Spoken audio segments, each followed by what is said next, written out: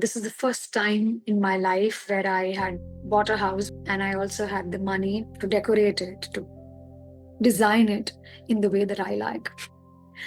And I was extremely passionate. I was going to different places, going to the best possible art galleries, checking out stuff that I could use in my house.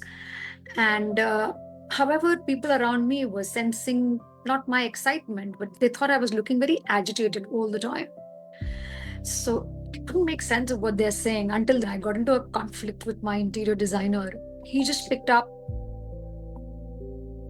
a dining table platform which had some small marks on it. I was just being too picky and too fussy.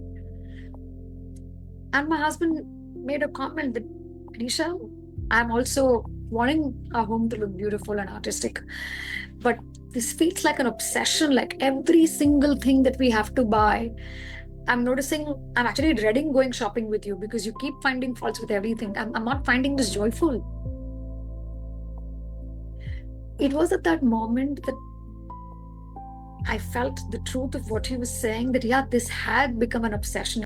I was noticing a tiredness in myself. And I just looked at him and I said, I don't know what's going on for me, but I just need a house to be perfect. I just want it to be super pretty.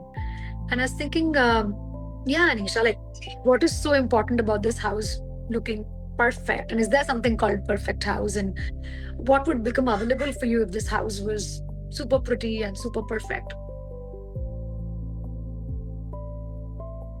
And I remember even when I asked that question, just had tears flowing down my eyes. I come from abject poverty. And there had been so much shame that I'd carried in the houses that I've lived because all my friends and my cousins are super rich. And I realized that this house had now become the promise of fulfilling my self esteem. And deeper than self esteem, it was a ticket to belonging. So much tenderness in my heart because I realized that I was not in touch with my need for belonging, my need for sense of self-esteem. And I was just obsessing with this strategy, which actually was taking away the very belonging I had in my life, which was with my husband. He was getting so frustrated with me. Now you go and do the shopping alone, Anisha. I'm not going to be a part of this.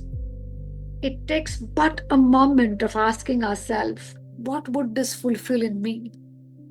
And I'm so glad I took that pause and asked myself, because I could then find alternative ways of meeting my need for self esteem and meeting my need for belonging.